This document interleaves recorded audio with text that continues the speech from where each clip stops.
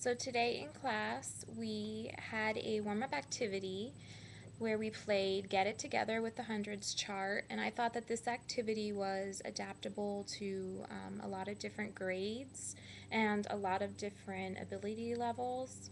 So the students were actively communicating, which is always good.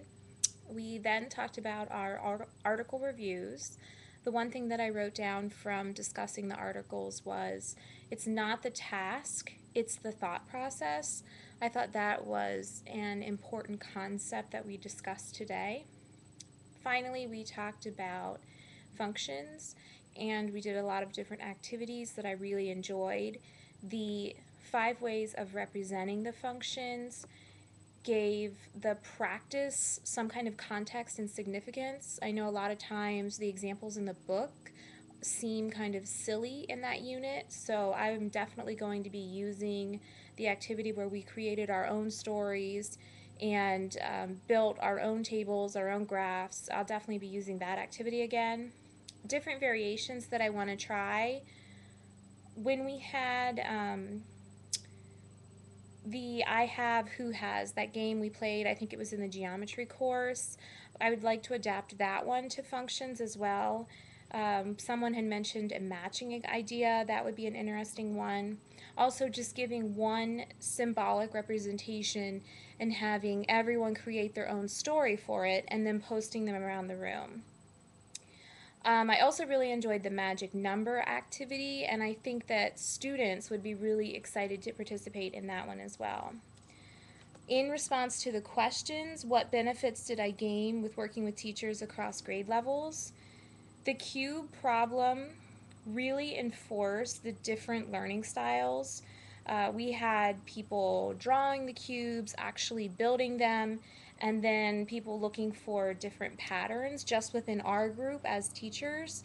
So I thought that was very beneficial. What did the experience of working with teachers, how did they impact your learning of algebra?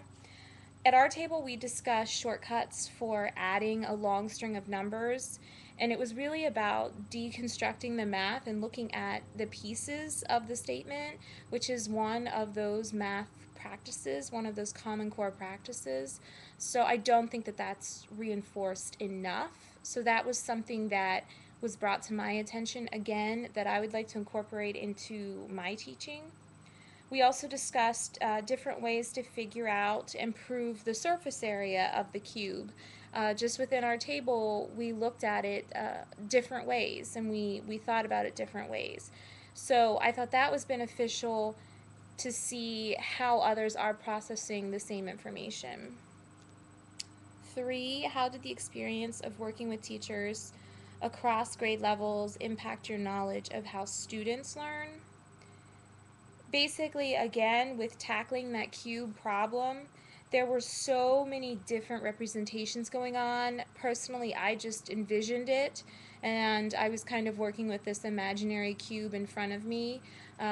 Someone at our group was actually drawing out a cube and then shading it depending on where the paint was. Another person was building it with the little cubes that connected. So that brought to my attention that when you're doing these tasks, these problem-solving activities, teacher or students need to have resources available so that they can use these different learning styles that they have or that they prefer.